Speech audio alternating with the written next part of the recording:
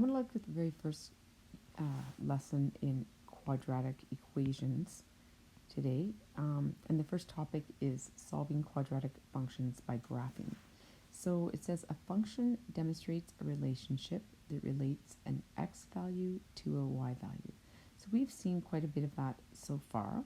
And in fact, we've looked at, in grade 10, we look at a linear relationship where f of x is equal to x. So that's something like y is equal to mx plus b, or f of x is equal to mx plus b.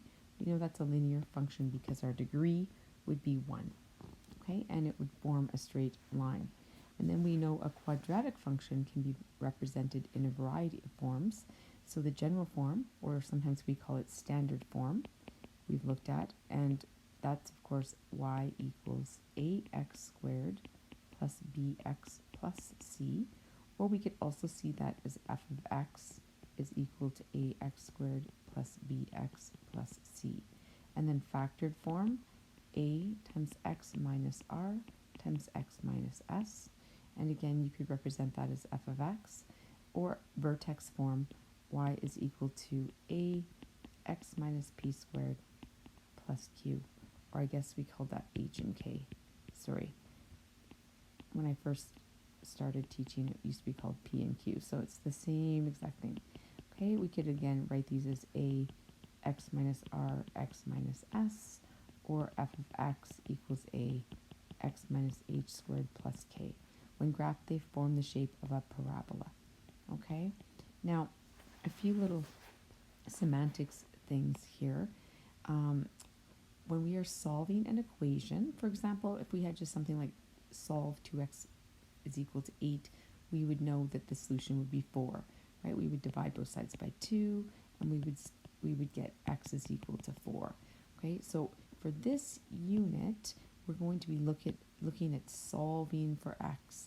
So regardless of whether it's an equation, like a standard regular equation, or a function, okay, we're still looking at where does that function cross the x-axis. So in this unit, I like to say we are pirates. And what do pirates like to do? They like to find x. They want to find the treasure. And where's the treasure? It's under the x, okay? For the quadratic equation, the idea is the same. We are trying to determine the value of x that satisfies the equation to be equal, okay? We will learn 3 different methods to solve a quadratic function. We are going to learn a graphing calculator method, okay? And we'll learn that today. We are going to learn how to do that using factoring, and we've sort of touched on this a little bit already. And there's also something called the quadratic formula. Okay, the quadratic formula, and that's where we can use a formula in the case that a factoring doesn't work. Okay, the solution of a quadratic equation can be known as the blank of the quadratic equation. The solution of quadratic equation can be known as the roots of the quadratic equation. Okay, and just as a little sort of down here, okay, if a quadratic equation is written so that one side of the equation is equal to 0, okay, one side is equal to 0, it is preferred to have a positive a value. So what we want to do is we would want to factor out if there's a negative a value, okay? To solve an equation, or to determine the roots of an equation, we look for the x values that make the left and right side equal to each other, or the x values that make the equation equal to 0. Okay, so we're going to let y equal to 0 when we solve that. Now let's just pop back here for a brief second. Okay, solve the following quadratic equation. So if we look at this equation and I wanted to solve it, there's 2 ways that we can do that to start with. I know that we could factor this, and if I were to factor this, I could factor out a GCF, okay? And we've done a little bit of factoring thus far. There's no GCF number, but there's a variable. And so my GCF here would be x, and I would be left with x minus 1, right? X squared divided by x is x, and x divided by x is 1. And if both of those factors are equal to 0, then I can create 2 separate equations. I know that this one is a little factor, and I know that this one's a little factor. So we could say that x is equal to 0, or x minus 1 is equal to 0. And if x minus 1 is equal to 0, when I solve for x, I'm going to move that guy over, and we get x is equal to positive 1. Okay, and then of course we can put that in on our graph. We could also solve this graphically using our graphing calculator. And for this unit, I know my x-intercepts are 0 and 1. Okay, and I know my a value is positive. So a is positive, so my graph is going to open up. And I know that it just would look something like this. Now for this unit, we don't really care about where the vertex goes. It might be a little higher or might be a little lower than that. We just are really concerned about graphing those x values and plotting sort of a rough sketch. Okay, in the last unit we were really concerned with the vertex. In this unit we're more concerned with just the x values. Okay, I'm not sure what my conclusion would be here, but I think something like, to solve for x,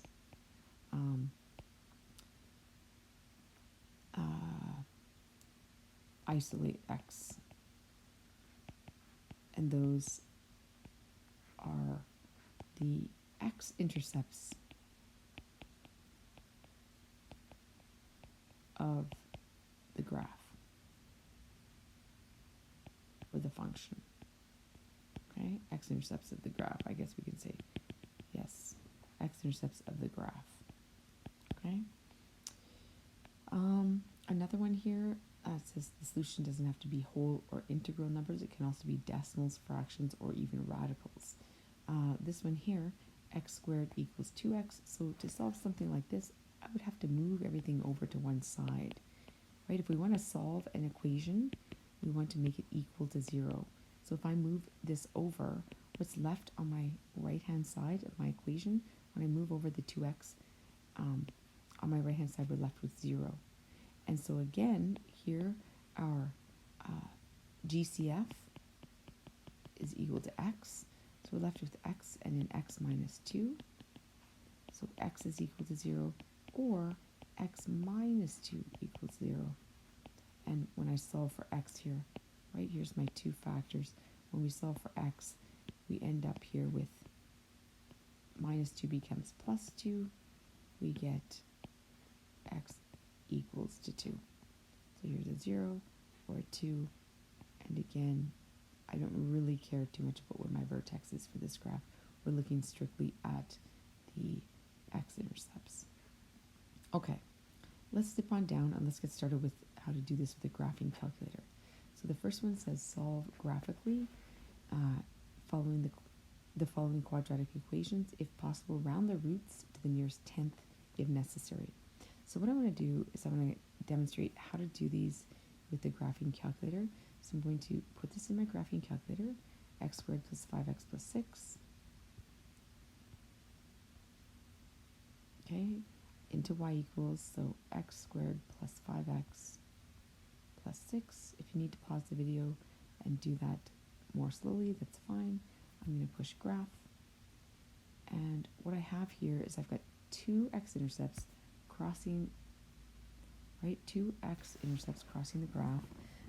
And so those are the solutions. Now, how to do that, let's solve that using our calculator. What I'm going to do is I'm going to go back here quickly. I'm going to draw a rough kind of graph or sketch of that. I know that my graph looks something like this, and we've got something kind of like this,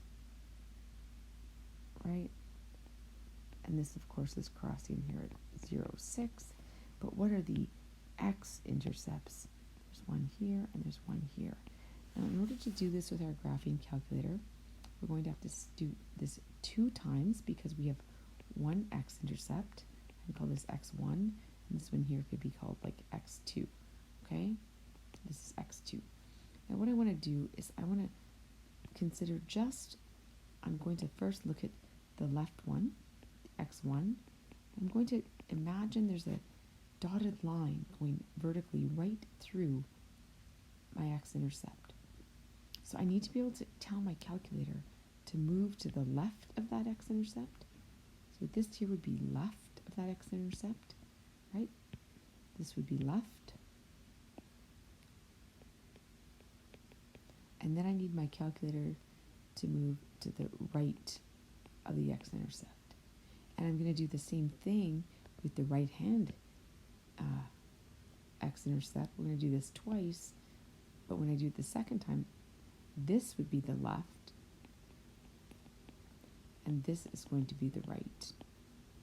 Okay, if I envision again a sort of vertical line going right through that x-intercept. So let's do that here. X squared plus 5x plus 6. We've got that in our graphing calculator. So I want to find, we're looking for what's called the zeros. So a second function trace, number 2, my 0. And I can envision a vertical line. And I'm going to go, my calculator says, where's the left boundary? So I'm going to move my cursor until I'm left of the x-intercept. And I push enter. And then it says, where's the right boundary? And now I have to go beneath the x-axis, don't I, to get to the right of that x-intercept. And then right away it says the 0 is negative 2.99996. Now with the other calculator, you'll have to push, with their TI-83, you'll have to push, it'll ask you to guess, and then you'll push enter a third time. So you do the left and right bound, and then you'll push enter a third time to guess. So it's negative 2.9, which is negative 3. So we would say x is equal to negative 3 here. And let's do that again, because there are two x-intercepts. So I'm again going to go second function, calculate. I'm looking for what is x when my y value is 0. So I'm looking for the zeros. Now, my calculator says, where's the left boundary? My cursor is left of the x-intercept, okay, the one on the right. And then if I move my calculator, my cursor to the right, it looked again, and right away it found the 0 is negative 2.00004, which is just strictly negative 2. So x is equal to negative 2, okay? Let's try b, x squared minus 4x minus 2. X squared minus 4x minus 2. And if I do a graph, we can, of course, second function calculate that 0. My calculator is automatically on the left of that boundary, which happens to be above the x-intercept. So I push enter, and I move to the right, which happens to be below. And when I push enter again, my x-intercept is negative 0.449. If I round that to the nearest tenth, negative 0.4. So here, x was negative 0.4. And of course, our graph looked something like this.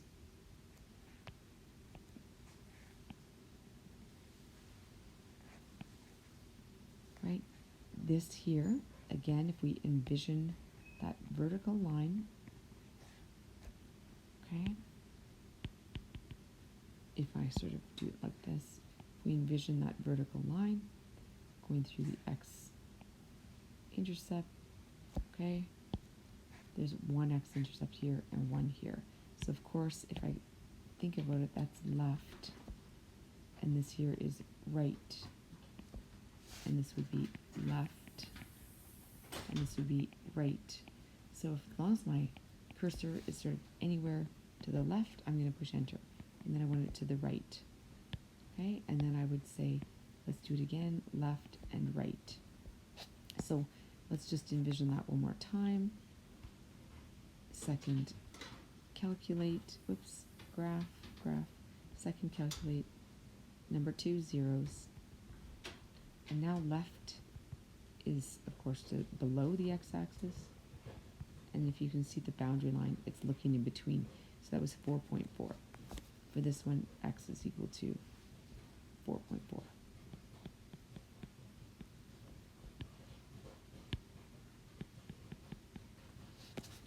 Okay, this next one, again, I'm going to put that in my graphing calculator. We won't do every single one. Let's try D, 2x squared minus 5x plus 5. 2x squared minus 5x plus 5. Ooh, Well, if I look here, my x-intercept, well, my x-axis, the lowest value, I look at the trace down below here, the lowest value here is somewhere around y equals close to 2, and y is never going to equal to 0, so I have 0 x-intercepts for this one. Okay, and what did that look like? If I think that through, right, we had something like this, and of course our graph never did cross our x-axis. There are no x-intercepts. Therefore, there is no solution.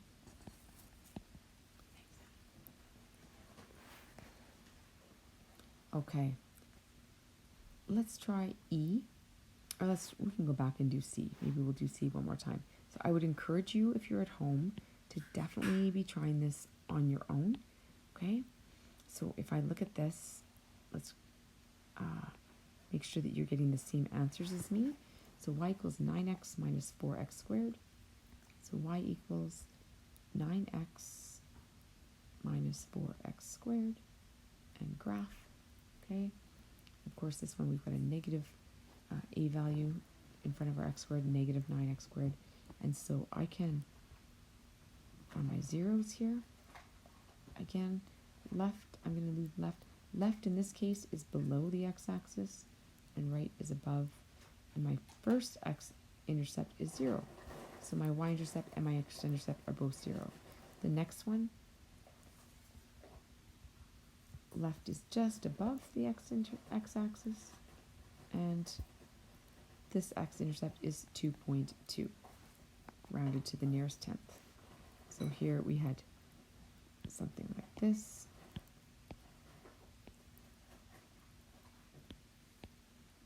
And x was 0, and x was equal to 2.2.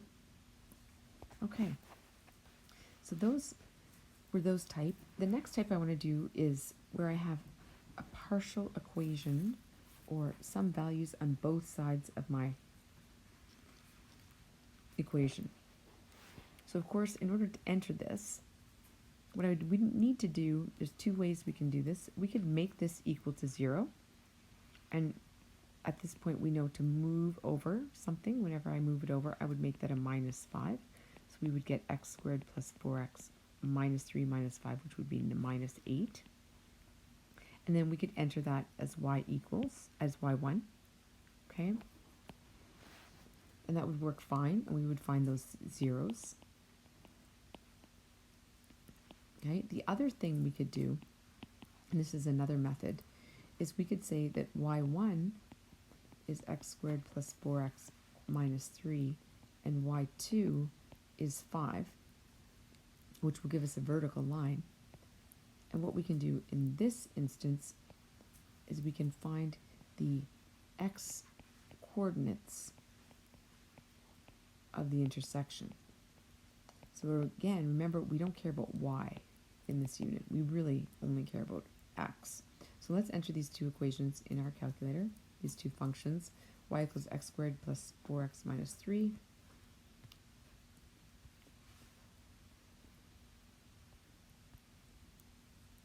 And y equals 5. And when I graph that, I can see that there are two intersection points. So the first one I'm going to find really quickly, I go second function, calculate number 5, the intersection, and instantly enter, enter, enter. And it tells us that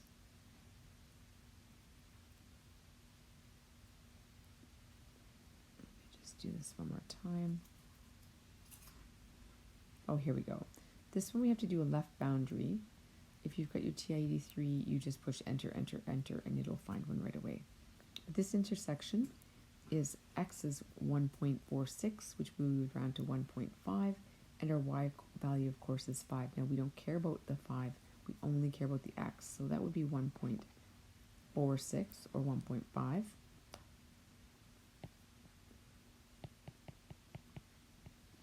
And the other would be, again, we're going to find the intersection. For the TI-83s, you just move closer to the x-intercept and push enter, enter, enter for that intersection point. Here we need a left bound and a right bound, which is fine as well. Here our x-intercept is negative 5.5.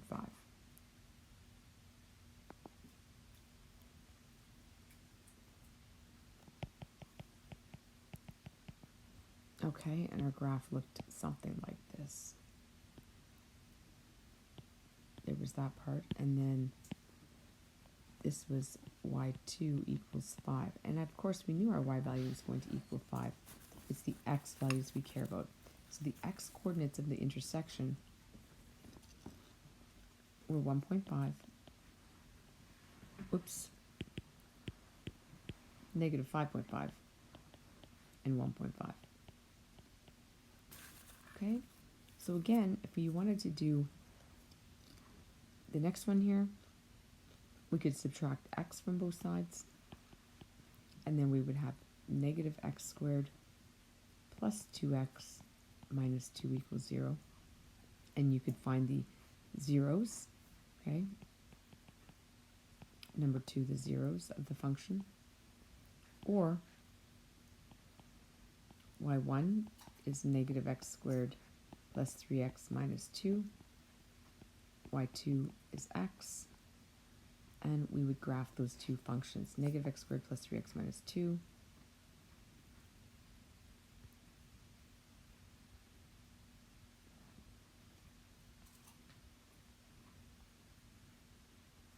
And y2 is equal to x. Ooh, if we look at that one, those points, those equations do not intersect, therefore there's no solution. No intersection. Therefore no solution.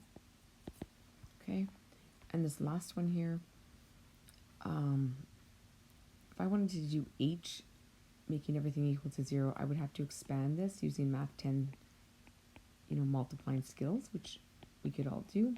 That would be equal to 8x minus 4x squared. And then, of course, we would move everything over, isolate it. We would get 3x squared plus 4x squared and negative 6x minus 8x. So we would end up here with 7x squared minus 14x plus 5 is equal to 0. Okay, and again, we would make the y1 equals, and we would find the zeros. Okay, the alternative way is to make y1 3x squared minus 6x plus 5, and y2 2x times 4 minus x.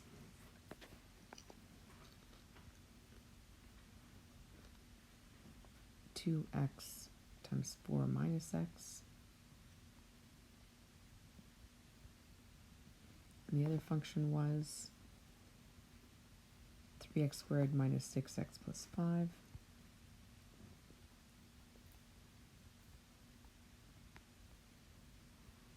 And when we graph, we would need to find those intersections. Number 5, so I need a left boundary. I'm just going to scroll to the left, hopefully.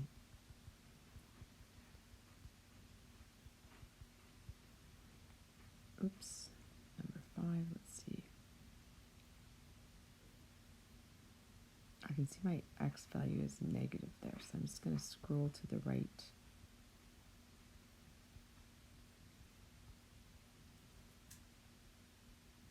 There we go. Enter. Enter. Our first intersection is 0.4. And we do the same thing on the other side. Enter for left bound. It's asking for the right bound. And 2.4. So 0.4 and 2.4.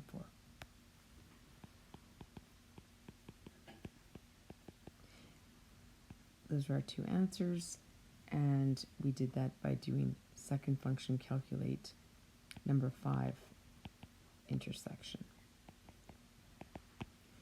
Okay, so if I were you, I would try right now, I would do number 1. I don't think you have to do all of them, but I would at least maybe do B, D, and F using the method of your choice.